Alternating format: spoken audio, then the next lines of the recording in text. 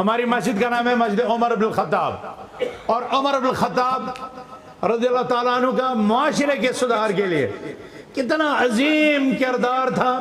اگر صرف اسی کو اس مجلس میں زیر بحث لیا جائے تو صبح سے شام تک وہ سلسلہ ختم نہیں ہوگا، کیونکہ معاملہ منشیات اور شراب کی حرمت کا ہو، معاملہ خواتین کی عزتوں کے تحفظ کے لیے ان پر پردے کی ہدایت ہو، اور معاملہ اللہ سبحانہ و تعالیٰ کی توحید کا ہو، معاملہ شرک کے رد کا ہو، اور معاملہ ہمارے دفتری نظام کار، اوقات کار اور چھٹیوں کی ترتیب اور دیوانوں کی تقرری رجسٹروں اور وظیفوں کا مسئلہ ہو. یہ سارا کا سارا پورے دنیا کو ہمارے حضرت عمر فاروق رضی اللہ تعالیٰ عنہ کا یہ دیا ہوا ہے. اور عمر رضی اللہ عنہ نے ہمیں ایک اتنی زبردست بات دی ہے کہ جس بات کی نظیر کسی اور کسی امتی کی بات نہیں ہو سکتی. ان اللہ اعزنا بالاسلام فمہما ابتغینا العزت بغیرہ اذلنا اللہ. اللہ نے ہمیں عزت دی تھی، وقار دیا، عظمت دی، سربلندی دی اسلام کی بدولت، اسلام کی برکت سے. جب ہم اس اسلام کی اس خلا کو اتار دیں گے، اس اسلام کے لباس سے ہم دور ہو جائیں گے، ہم اس اسلام کے کردار سے اور اسلام کی حیا سے، اسلام کی دیانت سے، اسلام کے منہج سے جب ہم دور ہو جائیں گے تو ذلت اور رسوائی ہمارا مقدر بننی ہے. لیکن میں نے آپ کے اس پروگرام کے لیے جس آیت کا انتخاب کیا، وہ آیت خطبے میں حضرت عمر بن خطاب نے نہیں بلکہ ایک اور عمر، حضرت عمر بن عبد العزیز رحمت اللہ علیہ، 101 میں ان کی وفات ہوئی. انہوں نے چونکہ بعض غلط فرقوں کی وجہ سے اسلامی خطبے میں سب اور شتم داخل ہوا تھا، اس کو بٹھا کر کے وہاں پر یہ آیت پڑھنے کا حکم دیا حضرت عمر بن عبد العزیز نے. ان اللہ یامر بالعدل والاحسان وایتاء ذی القربی وینہی عن الفحشاء والمنکر والبغی یعظکم لعلکم تذکرون. اور آپ دیکھ رہے ہیں ہمیشہ خطیب اپنے خطبے میں اس کو جز بناتا ہے. کیوں نہ بنائے؟ حضرت عبداللہ بن مسعود رضی اللہ تعالیٰ عنہ نے فرمایا، اگر قرآن کی سب سے جامع اور مانع آیت دیکھنی ہو، جس جامع اور مانع آیت میں خیر کی تمام بنیادیں امت کو دی گئی ہیں اور شر کی تمام بنیادوں سے امت کو روکا گیا ہے، تو وہی آیت اجمع آیت فی کتاب اللہ جمعت اصول الخیر وحذرت من اصول الشر لہی هذه الآیہ. قرآن کی سب سے جامع اور مانع آیت جس نے امت کو خیر کے دروازے کھول کر رکھ دیے اور شر کے دروازے، شر کے جو اصول ہے، شر کی جو جڑیں ہیں، ان پر امت کو تنبیہ کر دی. آپ ذرا اس مبارک آیت پر غور کیجئے. ان اللہ یأمر بالعدل والاحسان وایتاء ذی القربی. میں اب عقائد پر زیادہ نہیں جاؤں گا کیونکہ الحمدللہ ہمارے اکابرین شیخ عبدالباسط صاحب نے بھی اور ہمارے محترم محمد یوسف صاحب نے بھی عقیدہ اور توحید پر بتایا ہی. اور دنیا میں سب سے بڑا خیر، سب سے بڑا خیر، سب سے بڑی نیکی اور ایمان کا سب سے بڑا جز لا الہ الا اللہ ہے. اور دنیا میں سب سے بڑا شر، سب سے بڑا فتنہ اور سب سے بڑا فساد نقیض لا الہ الا اللہ. لا الہ الا اللہ کی ضد، توحید کی ضد یعنی شرک ہے. تو اس موضوع کو الحمدللہ لوگوں نے خوب ادا کیا. میں تکرار حاصل جو ہے یہاں پر نہیں کرنا چاہتا کہ وقت ہمارے پاس کم ہے. یہاں پر اللہ سبحانہ و تعالیٰ نے فرمایا ان اللہ یأمر بالعدل والاحسان وایتاء ذی القربی. بے شک اللہ حکم دیتا ہے عدل کا، احسان کا اور قرابت داروں کو دینے کا. کتنی چیزیں آئی؟ 3 چیزیں: عدل، احسان اور اہل قرابت کا خیال رکھنا. ان کو اپنے احتیاط میں جو کچھ اللہ نے دیا ہے اس میں سے ان کو نوازنا. عدل ایک اسم جامع ہے جو عدل انسان اور انسان بحیثیت مخلوق اور اس کا رشتہ اپنے خالق کے ساتھ ہے، اس کے سلسلے میں یعنی عدل کا مع ربک، آپ کا اپنے رب کے ساتھ کیا عدل ہونا چاہیے، تو وہ الحمدللہ وہ چیپٹر انہوں نے کف اللہ المؤمنین القتال. لیکن انسان کا اپنی ذات کے ساتھ عدل، انصاف، انسان کا اپنے آس پڑوس میں بسنے والے لوگوں کے ساتھ انصاف، اتنا ہی نہیں اس کائنات میں بسنے والے حیوانات، نباتات، چرند اور پرند کے ساتھ ایسا، ان کے ساتھ عدل، ان کے ساتھ اچھا سلوک. تو عدل جامع اور معنی لفظ ہے کہ آپ انصاف کریں اور ہر حق والے کو اس کا حق دیں. اپنے رب کا جو حق آپ پر عائد ہوتا ہے اس کو آپ ادا کریں، اپنے نبی کا جو حق بنتا ہے اس کو ادا کریں، ملائکہ کا جو حق ہے اسے ادا کریں، آسمانی کتابوں کا جو حق ہے وہ اسے ادا کریں، ایمان بالیوم الآخر کا جو حق بنتا ہے اسے اس کی پاسداری کریں، تقدیر پر ایمان کا حق اسے ادا کریں. یہ عدل ہے. اور پھر عدل اپنے نفس کے ساتھ، اپنے نفس کو، وہ نفس جسے اللہ نے آپ کو یہ کہہ کر کے اس کا عظیم احسان یاد دلا، یا ایھا الانسان ما غرک بربک الکریم الذی خلقک فسواک فعدلک فی ای صورت ما شاء رکبک. اس میں اللہ نے انسان پر اپنے احسان کو اس کے اچھے سانچے میں ڈالنے کو، اصلی اچھے شکل و صورت دینے کو، اور پھر آپ کی طرف سے یہ کہ تمہیں اس رب سے کس نے بہکا دیا، گمراہ کر دیا، کس نے دھوکے میں رکھا، اس کا اس بدن کے لیے، اس جسم کے لیے کیا ہدایت ہے جو اس کے بقا کے لیے، جو اس کے تحفظ کے لیے، جو اس کی نجات کے لیے ضروری ہے، اس دنیا میں بھی، اس کے شب و روز میں بھی، اور قبر میں جانے کے بعد، اور آخرت کے مختلف پڑاؤں پر. ایک انسان اگر آج معصیت کا ارتکاب کرتا ہے، معصیت سمجھتے ہیں نا، نافرمانی کرتا ہے، تو وہ اپنے آپ کے ساتھ عدل نہیں کرتا، وہ اپنے آپ پر ظلم کرتا ہے، کیونکہ اس کی اس معصیت کی وجہ سے اس کا جسم، اس کا نفس عذاب کا شکار ہوتا ہے. تو اپنے نفس کے تحفظ کے لیے اگر وہ اقدامات کرے جس کا اللہ نے، جس کا رسول اللہ صلی اللہ علیہ وسلم نے حکم دیا، تو اس کے اپنے نفس کے لیے کے ساتھ اس کا عدل ہے. اپنے والدین کے ساتھ ان کے حقوق ادا کر کے، شوہر ہے تو اپنی زوجہ کے ساتھ اس کے حقوق ادا کر کے، والد ہے تو اپنے اولاد کے ساتھ اچھی تربیت اور ان کی کھانے پانے پینے اور ان کی بود و باش، ان کی رہائش کا مناسب انتظام کر کے عدل. ایک سے زیادہ بیویاں ہیں تو وہاں پر عدل، جو پوچھ کے لوگ شاید بھول گئے ہیں کشمیریوں کی طرح، جبکہ اللہ نے بتایا تھا اصل تو یہ ہے 2 شادیاں کرو، 3 کرو، 4 کرو. آپ لوگوں نے ایک ہی کر کے اپنے آپ پر ظلم کیا، میں کیا کروں. عدل تو یہ تھا کہ اللہ کے حکم کو اپنایا جاتا، لیکن اس معاملے میں بھی ہم کو ہمیں جو مجبوری کا راستہ دکھایا گیا.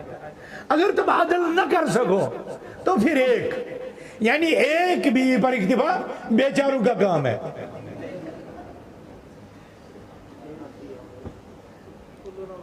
یہ بابے بہت خوش ہو رہے، کہہ رہے بتایا تو بڑھاپے میں بتایا، جوانی میں بتایا تو ہم نصیحت کا فائدہ اٹھاتے. لیکن کم سے کم جو نوجوان ہیں، اور میں واللہ کہتا ہوں مذاق کے بغیر، یہ انصاف کرنا آپ کے معاشرے کے سدھار کا ضامن ہے. مجھے بتاؤ کس شریعت میں ہے اگر کسی خاتون کا شوہر صرف 35 سال کی عمر میں، 40 سال کی عمر میں مر جائے اور وہ ساری عمر ایک بچے کے پیچھے گزار دے، کس شریعت نے بتایا؟ یہ کس معاشرے کے تحفظ کی ضمانت ہے؟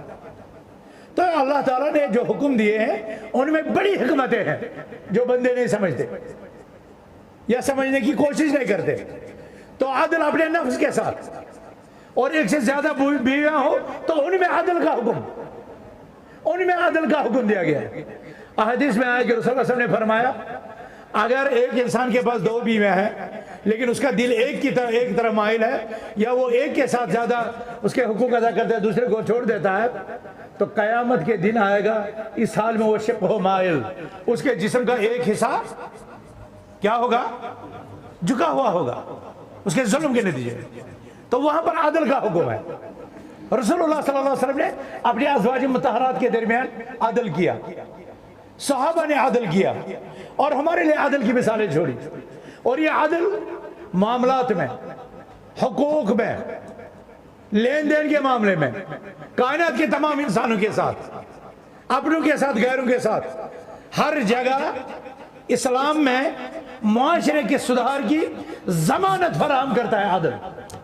اگر ہمارے قاضی، معاف کیجیے گا آپ لوگ نے، وہ قاضی جو کورٹ میں بیٹھتے ہیں اور اگر کچھ قضا ان کے پاس بھی ہو تو اگر قضا گیری میں یہ عدل نہ کرے اور لوگوں پر ظلم ہو تو وہیں سے ہی معاشرے کے بگاڑ کی اور ظلم کی کوپلیں کہتے ہیں اس کو، وہیں سے ظلم کی کوپلیں پھر کھلتی ہیں۔ ابو لولو مجوسی نے حضرت عمر رضی اللہ تعالیٰ عنہ کو شہید کیا اور یہ ظلم ہے۔ لیکن میں آپ کو ایک بات بتاؤں کہ ابو لولو مجوسی ایک غلط فہمی کا شکار ہوا۔ اس کو لگا تھا اپنی جگہ کہ میرے ساتھ ظلم ہوا ہے، حالانکہ اس کے ساتھ ظلم نہیں ہوا تھا۔ اس نے اپنی قلیل اجرت کی شکایت کی تھی، پھر اس کے کام اور اجرت کے متعلق جب پوچھا گیا تو اسے کہا گیا کہ تمہاری اجرت تمہارے کام کے حساب سے درست ہے، تو فیصلہ عدل پر تھا۔ لیکن وہ اپنے ذہن میں یہ بٹھا گیا کہ میرے ساتھ انصاف نہیں ہوا ہے۔ اس بے انصافی کے احساس نے اسے اتنے بڑے ظلم پر آمادہ کیا جو منتج ہوا حضرت عمر رضی اللہ تعالیٰ عنہ کی شہادت پر۔ تو جب عدل و انصاف کے علمبردار عدل انصاف کرنا چھوڑ دے تو معاشرہ بگاڑ، فتنے اور فساد کا شکار ہو سکتا ہے۔ اس لیے سوچنا چاہیے ان لوگوں کو جو ایسی جگہوں یا ایسی کرسی پر بیٹھے ہیں یا ایسے دفتر پر بیٹھے ہیں کہ عدل و انصاف ان سے وابستہ ہے، تو انہیں اپنی سطحوں پر عدل اور انصاف کے بول بالا کرنا ہے۔ اور ہم دنیا کو بتانا چاہتے ہیں عدل قرآن کا لفظ ہے، عدل عربی زبان کا لفظ ہے، اسی سے عدالت، اور عدالت میں جو کہ گواہ ہے ان کو شہود اور شہادت کہتے ہیں۔ یہ دین ہے اسلام کی دنیا کی تمام اقوام کو، یہ اسلام سے ملا ہے دنیا کو۔ یہ عدل کا نظام، یہ انصاف کا نظام، یہ دنیا کو ملا ہے محمد رسول اللہ صلی اللہ علیہ وسلم کی چوکھٹ سے، آپ کی تعلیمات سے۔ ایک باپ تو یہ بھی کہنے آیا تھا کہ میں نے اپنے بیٹے اس کو اپنے مال میں سے اتنا دے دیا، لیکن ان کی اہلیہ چالاک تھی، چاہتی تھی میرے بچوں کے ساتھ عدل ہو، تو انہیں کہا کہ ہاں ٹھیک ہے اگر اپنے بچے کو یہ دینا ہے لیکن رسول اللہ صلی اللہ علیہ وسلم کو گواہ بناؤ۔ تو وہ شخص آیا رسول اللہ صلی اللہ علیہ وسلم سے کہا کہ میں اپنے بچے کو یہ جائیداد دینا چاہتا ہوں، تو رسول اللہ صلی اللہ علیہ وسلم نے فرمایا کیا اپنے تمام بچوں کو ایسا ہی دیا ہے؟ اس نے کہا نہیں یا رسول اللہ صلی اللہ علیہ وسلم، کہا اشہد علی ذالک غیری، کسی اور کو گواہ بناؤ، کیونکہ میں ظلم پر گواہ نہیں بنا۔ عدل کرو، اعدل بین اولادک، اعدلوا بین اولادکم، اپنے اولادوں کے درمیان عدل کرو۔ تو اولاد کے ساتھ عدل کا برداؤ ہے۔ باپ کو یہ نہیں دیکھتا ہے میرا بچہ اپنی فرما برداری میں کس درجہ تک میرے ساتھ آ گیا۔ بہت سے والدین یہ دیکھتے ہیں کہ فلاں بچہ زیادہ فرما بردار ہے تو اس کو زیادہ دیتے ہیں اور دوسرے کو کم دیتے ہیں۔ نہیں، جو بچہ نافرمان میں جس قدر ہے وہ اپنا بھگتے گا اپنے رب کے پاس، لیکن والد کو دیتے وقت عدل اور انصاف کا معاملہ کرنا ہے، اور یہی زندگی کے تمام معاملات میں۔ تو یہ اصول دنیا کو دیا عدل کا قرآن نے۔ اصلاح معاشرہ کی بنیاد عدل پر قائم ہے اور یہ فراہم کی قرآن نے، ان اللہ یامر بالعدل، اور اس کے بعد والاحسان، اور احسان کا جو معاملہ ہے یہ عدل سے 2 قدم اور آگے، یہ اور اونچا مرتبہ ہے۔ عدل سے بڑھ کر کے انصاف ہے، یہ احسان ہے، اور احسان کو اللہ سبحانہ وتعالی نے اس امت میں اپنے ہر عمل میں ان کو لکھا ہے۔ اور احسان اسلام کے 3 مرتبوں میں سب سے اونچا مرتبہ بھی ہے۔ آپ کو معلوم ہوگا دین کی 3 مرتبے ہیں، 3 مدارج، 3 مرحلے ہیں۔ جب انسان لا الہ الا اللہ محمد رسول اللہ پڑھتا ہے تو وہ اسلام کے دائرے میں داخل ہو جاتا ہے۔ پھر اس سے جو چھوٹا اور بڑا اور افضل دائرہ ہے وہ ہے ایمان کا دائرہ، دوسرا زینا۔ پھر جو اس سے بھی بڑا ہے کہ جب ایک انسان اپنے رب کو اس انداز میں عبادت کرے کہ وہ جان رہا ہو کہ میں اللہ کو دیکھ رہا ہوں۔ یہاں ایک انسان جج کو دیکھتا ہے تو سر پر ٹوپی رکھ لیتا ہے کہ نہیں؟ کسی حاکم کو دیکھتا ہے تو نظریں جھکا لیتا ہے. لیکن جب یہ انسان اپنے رب کو دیکھ رہا ہو، احسان کا تو یہی درجہ ہے نا کہ انسان اپنے اندر اپنے ایمان کو اتنا مضبوط کرے کہ وہ دیکھے کہ میں اپنے رب کو دیکھ رہا ہوں. اور اگر اس مرتبے کو نہ پا سکو تو یہ تو رکھو کہ میرا رب مجھے دیکھ رہا ہے. اور میں آپ سے پوچھنا چاہتا ہوں، جو ہم میں سے شب و روز خلوت و جلوت جنگلوں اور شہروں میں اپنے آپ کے ساتھ اپنے اللہ کو محسوس کرے، دیکھے، کیا وہ بدکاری کرے گا؟ کیا وہ معاشرے کے صدار کی دھجیاں بکھیرے گا؟ کیا وہ کسی عزت کے چیتھڑے کیا کہیں گے اس کو، رو دیں گا اسے، اڑائے گا، چیتھڑے اڑائے گا؟ کیا کسی کے مال کو، کہ دنیا میں معاشرے کے سدھار کے لیے زر زمین کا تحفظ بہت ضروری ہے. یہ دنیاوی بات نہیں ہے، یہ شرعی بات ہے. حضرت ابن عمر رضی اللہ عنہ کو، عمر جن کے والد کے نام، ابن عمر جن کے والد کے نام پر اس مسجد کا نام رکھا گیا، ان کے بیٹے تھے عبداللہ ابن عمر رضی اللہ عنہ. اس بات کو ذرا غور سے سننا اور اس کو یاد بھی کر لینا. حضرت عبداللہ بن عمر کو لکھا، طاؤس راوی ہے، کتب رجل الی ابن عمر ان اکتب الی العلم کلہ. ایک شخص نے عبداللہ بن عمر کو لکھا کہ میرے پاس سارا کا سارا علم لکھ کر کے مجھے بھیجو. تو عبداللہ بن عمر نے لکھا ان العلم کثیر، علم تو بہت زیادہ ہے. شیخ عبد الباسط، شیخ عبد اللطیف، شیخ آپ کے دوسرے جو مشائخ ہیں، اگر یہ سارا کا سارا علم آپ کو سنانا شروع کر دے تو دن کیا ہفتے، ہفتے کیا مہینے، مہینے کے سالہ سال کیا عمریں بیت جائیں گے. لیکن علم ختم نہیں ہوگا. علم اتنا زیادہ ہے، یہ ختم نہیں ہوگا. ان العلم کثیر، علم بہت زیادہ ہے. ولیکن ان استطعت، لیکن اگر، اب یہ یاد رکھنا تین باتیں اسلامی معاشرہ کے حوالے سے کتنی اہم ہے یہ. ان استطعت ان تلقى اللہ خفیف الظہر من دمائهم خمیس البطن من اموالهم کاف اللسان من اعراضهم لازما لامر جماعتهم فافعل. اے شخص، اگر تم یہ کر سکو کہ جب تم اپنے رب سے ملو تو تم اس حال میں ملو کہ تمہارے کندھے پر کسی کے خون کا بوجھ، تمہارے کندھے پر کسی کے خون کا بوجھ سوار نہ ہو، تمہارے شکم میں کسی کا مال ہڑپ کیا ہونا. کاف اللسان عن اعراضهم، تمہاری زبان لوگوں کی عزتوں کی پامالی سے رکی ہو، تمہاری زبان کی وجہ سے لوگوں کے عزتوں کے جنازے نہ نکلے ہو، تمہاری زبانوں کے شر کے نتیجے میں لوگوں کی عزتوں کے جنازے نہ نکلے ہو، مسلم خواتین کی عزت نہ اچھالی گئی ہو. کاف اللسان من اعراضهم، کتنی باتیں آئی، شاباش، کتنی باتیں آئی. خفیف الظہر من دمائهم، تمہارے کندھوں پر تم جیسے دوسرے انسانوں کا خون نہ ہو، خون کا بوجھ. خمیس الباطن من اموالهم، تمہارے پیٹوں میں، تمہارے شکموں میں لوگوں کا ہڑپ کیا ہو مال نہ ہو. اور پتہ ہے ہم پڑوسی کتنی آسانی سے ایک ایک فٹ پڑوسی کی زمین کی طرف کھسکاتا جاتا ہے. آج ادھر نشان، کل کو ادھر، پرسوں کو ادھر، پرسوں کو ادھر، اور ایسا ایسا. رسول اللہ صلی اللہ علیہ وسلم نے فرمایا لعن اللہ من غیر منار الارض، اللہ لعنت کرے اس شخص پر جو زمین کے نشان بدل دیتا. کیا ہمارے بھائیوں کو یہ یاد ہے؟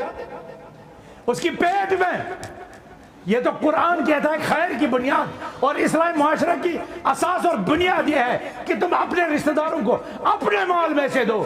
لیکن یہاں تو قرآن کہتا ہے ان الذین یأکلون اموال الیتامی ظلما انما یأکلون فی بطونہم نارا وسیصلی سعیرا.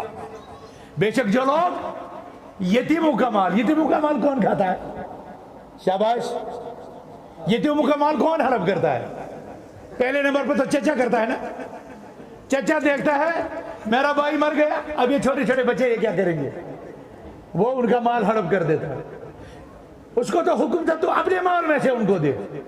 وہ ایتاء ذی القربیٰ، اور وہ کیا کر رہا ہے؟ ان الذین یأکلون اموال الیتامی ظلما، جو ظلم سے یتیموں کا مال ہڑپ کر جاتے ہیں. انما یأکلون فی بطونہم نارا، انہیں لگ رہا ہے میں نے حلوہ اتارا، میں نے پوری اتاری، میں نے بوٹی اتاری، میں نے چاول کا دانہ اتارا.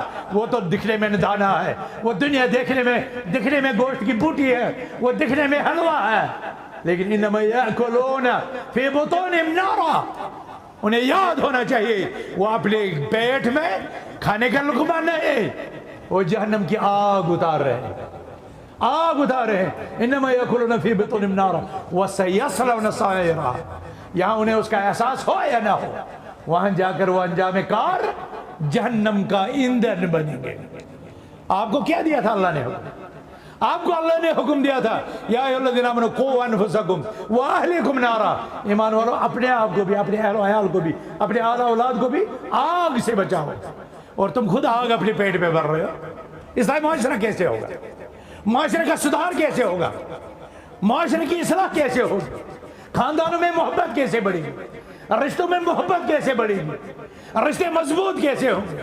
یہاں ہر کوئی حسد سے دیکھ رہا ہے، ہر کوئی ترچھی آنکھ سے دیکھ رہا ہے، ہر کوئی دیکھ رہا ہے کہ اس کی نظر کب کم ہو جائے تو میں گھڑپ کر جاؤں، کب میرا ہاتھ چلے میں اس کی گردن تو پہنچ لوں، کب میری زبان چلے میں اس کی عزت کا جنازہ نکال دوں.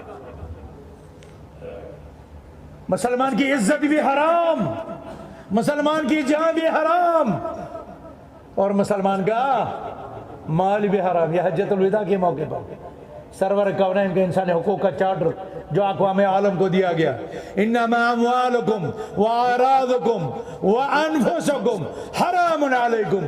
اے مومنو، تم پر تمہارے مال، تمہاری عزتیں اور تمہاری جانیں، تمہارا مال تم پر حرام کر دیا گیا. اور ہم کتنی آسانی سے عزتوں کے ساتھ کھلواڑی بھی کرتے ہیں، بہتان تراشی بھی کرتے ہیں، مال بھی ہڑپ کرتے ہیں، اور بس چلے تو جان بھی لے لیتے ہیں. اور یاد رکھو، جان لینا صرف چھرے سے، گولی سے نہیں ہے. اس جان لینے کے لیے ایسا کلام کرنا جو کلام کسی کی جان کے در پہ ہو جائے. کوئی ایسی بات کرنا، آپ نے تو بات کر دی لیکن آپ اس کے اس انجام بد سے بے خبر ہے کہ آپ کی اس بات کے نتیجے میں کسی کی جان بھی جا سکتی ہے. مدینہ میں ایک شخص رویا کرتا تھا، اللہ سے اپنے لیے مغفرت کی دعائیں مانگا کرتا تھا. کہنے والے کہتے تھے تم تو اتنے نیک ہو، پھر کیوں رو رہے ہو؟ کہتا تھا میں اللہ سے مانگتا ہوں کہ مجھے حضرت عثمان کے خون سے، مجھے حضرت عثمان کے خون سے اللہ بچا دے، آزاد کر دے. تو کہہ رہے تو نے تو اس کو قتل نہیں کیا. کہا لیکن ایک دن میں نے بھی کہا تھا نا کہ عثمان نے اپنوں کو کیوں گورنر بنایا. میں نے بھی ایک دن کہا تھا نا کہ عثمان نے اپنے رشتہ داروں کو کیوں گورنر بنایا. ہو سکتا ہے یہی بات آگے فتنہ بنی ہو، اسی بات نے سازشوں کے تانے بانے بنے ہوئے.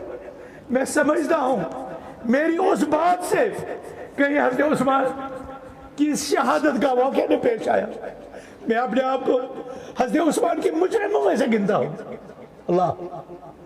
اللہ اکبر. مسلمانوں، اپنے خون کی قدر کرو، اپنے جیسے دوسرے انسانوں کے خون کی قدر. رسول اللہ صلی اللہ علیہ وسلم نے فرمایا المسلم من سلم المسلمون من لسانه ويده. مسلم وہ ہے جس کے ہاتھ، جس کی زبان اور جس کے ہاتھ کے شر سے. پہلے زبان بتایا پھر ہاتھ. گولی چلے گا تو ہاتھ سے چلائے گا، کلاڑی چلائے گا تو ہاتھ سے چلائے گا، چھری چلائے گا تو ہاتھ سے چلائے گا. لیکن اور اس کے وار سے انسان جا سکتا ہے، جان جا سکتی ہے. لیکن رسول اللہ صلی اللہ علیہ وسلم نے ہاتھ کے شر سے پہلے زبان کا شر بتایا. اہل علم کہتے ہیں اس کا مطلب یہ ہے کہ زبان کا وار، زبان کا زخم ہاتھ کے دیے زخم سے، زبان کا فساد ہاتھ کے فساد سے زیادہ ضرر رساں ہے، زیادہ نقصان ہے. اپنی زبانوں کی رکھوالی کرو، اپنی زبانوں کی رکھوالی کرو، اور ہر آئی گئی بات مت پھیلا دو، مت کرو کہ تمہاری باتوں کے متعلق ما یلفظ من قول الا لدیہ رقیب عتید. جو بات کرتے ہو لکھنے والے اسے لکھ لیتے ہیں اور تمہیں اپنے باتوں کے متعلق پوچھا جائے گا.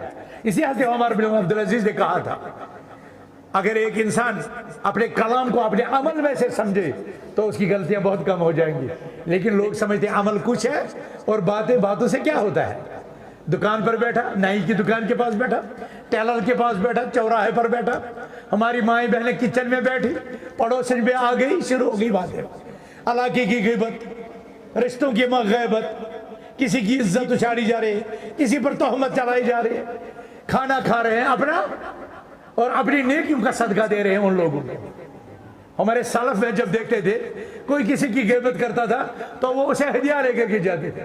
کہتے تھے ہم اس طرح کی نیکیاں کرنے سے قاصر تھے، ہم آپ کے شکر گزار ہیں، آپ نے اپنی نیکیاں ہمیں دے دی، آپ نے اپنی نیکیاں ہمیں دے دی. کاش ہم سمجھے کہ ہماری باتوں سے ہماری نماز کے سجدے جا رہے ہیں، ہماری باتوں سے ہماری زکاتیں جا رہی ہیں، ہماری باتوں سے ہمارے روزے جا رہے ہیں کسی اور کے اکاؤنٹ میں، کسی اور کے کھاتے میں. تو ہم میں سے کوئی بات ہی نہ کرے، ہم میں سے تو کوئی بات ہی نہ کرے، ہم میں سے تو کوئی اپنی زبان کے شر سے اپنے آپ کو بچائے، اپنے معاشرے کو بچائے، اپنے رشتے کو بچائے، اپنے گھر کو بچائے. کتنے گھر اجڑتے ہیں زبان کے شر سے، کتنے انسانوں کی جانیں جاتی ہیں زبان کے شر سے. تو مجھے مینڈر والوں کیا وعدہ کرتے ہو آج کے بعد ہم اپنی زبانوں کی رکھوالی کریں گے؟ آپ دیکھتے تھے حضرت ابو بکر رضی اللہ عنہ جس کے مدنی وسلم نے فرمایا تھا ابو بکر فی الجنہ، لیکن وہ زبان باہر کھینچتے تھے، کہتے تھے هذه اوردنی الموارد، اس زبان نے مجھے ہلاکت کے دوراہوں پر چھوڑ دیا، چوراہوں پر چھوڑ دیا. اس ہلاکت نے مجھے، اس زبان نے مجھے ہلاکت تک پہنچا دیا. حضرت کہاں ابو بکر رضی اللہ عنہ اور کہاں ہم؟ انہیں جنت کی بشارت لیکن اپنی زبان کو پکڑے ہوئے ہیں، قید رکھ رہے ہیں. لیکن میرے بھائیوں، آپ کو، آپ کی بیوی کو، آپ کی بچی کو، آپ کی بہن کو، آپ کے بھائی کو، آپ کے ساتھی کو، آپ کے دوست کو، اس کی زبان بچی نہیں ہے، اس کی زبان چلتی ہے. ہمیں بتایا تھا عبداللہ بن عمر نے کیف اللسان من اعراض، جہاں تمہارا کندھا ان کے خون کے بوجھ سے ہلکے ہوں، آپ کا پیٹ خالی ہو مسلمانوں کے مال سے، وہیں آپ کی زبان بھی خالی ہونی چاہیے، رکی ہوئی ہونی چاہیے دوسرے لوگوں کی عزت پامال کرنے سے. چوتھا نقطہ بتایا لازما لامر جماعت، تم اپنے آپ کو مسلمانوں کی وحدت اور مسلمانوں کی جماعت کے ساتھ پیوستہ رکھو. پیوستہ رے شجر سے امید بہار رکھ، پیوستہ رے شجر سے امید بہار رکھ. تو میرے بھائیوں، اگر ہمیں معاشرے کی سچی میں اصلاح کرنی ہے تو ہمیں ان چیزوں کو دیکھنا ہے اور ان نقطوں پر عمل کرنا ہے. میں پھر آیت کی طرف آؤں گا، ان اللہ یامر بالعدل والاحسان وایتاء ذی القربی.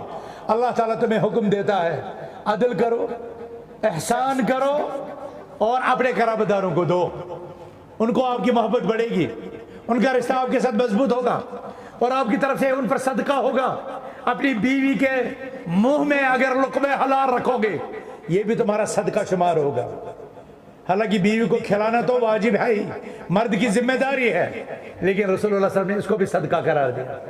اپنے بچوں کے ساتھ، اپنے پڑوسیوں کے ساتھ، دنیا کے انسانوں کے ساتھ خوش گفتاری سے کلام کرنا، چہرے پر مسکراہٹ رکھنا. تبسمک فی وجہ اخیک صدقہ، تمہارا اپنے بھائی کی موجودگی میں مسکرانا ہی اس کے لیے صدقہ ہے. اور کتنے لوگ ہیں اپنے چہرے کو عبوساً قمطریرہ بنا کر رکھتے ہیں، جیسے لگتا ہے مسکرانے میں بھی خرچہ لگتا ہے، مسکراہٹ ان کے چہروں سے غائب. پیارے آقا صلی اللہ علیہ وسلم اخلاق کا تو سنا آپ نے، لیکن اما عائشہ کا وہ سنو. ایک شخص آیا، رسول اللہ صلی اللہ علیہ وسلم نے فرمایا بئس اخو العشیرہ، یہ آدمی کتنا برا ہے. رسول اللہ صلی اللہ علیہ وسلم آئے، وہ رسول اللہ کی خدمت میں آئے. رسول اللہ صلی اللہ علیہ وسلم ان کے ساتھ حشاش بشاش، خوش و خرم، روشن یعنی خوشگوار چہرے کے ساتھ حشاش بشاش انداز میں ان کا استقبال کیا. جب جانے لگا تو حضرت عائشہ صدیقہ ہماری اور آپ کی ماں رضی اللہ عنہا نے پوچھا یا رسول اللہ صلی اللہ علیہ وسلم، جب یہ آدمی آیا تھا قلت کیت و کیت، آپ نے ایسا و ایسا فرمایا، لیکن جب سامنے آیا تو آپ کے استقبال کا منظر کیا تھا، آپ کے چہرے انور پر کیا رونق تھی، کتنے حشاش بشاش انداز میں. یعنی لگا حضرت عائشہ کو کہ آپ صلی اللہ علیہ وسلم کی علیہ باللہ قول و فعل میں کچھ فرق ہے. تو حضرت عائشہ کو رسول اللہ صلی اللہ علیہ وسلم نے فرمایا عائشہ متی احدنی فاحشہ، اے عائشہ تو نے مجھے کب فحش اپنے کلام میں حد سے تجاوز کرنے والا پایا، کب پایا تو نے مجھے؟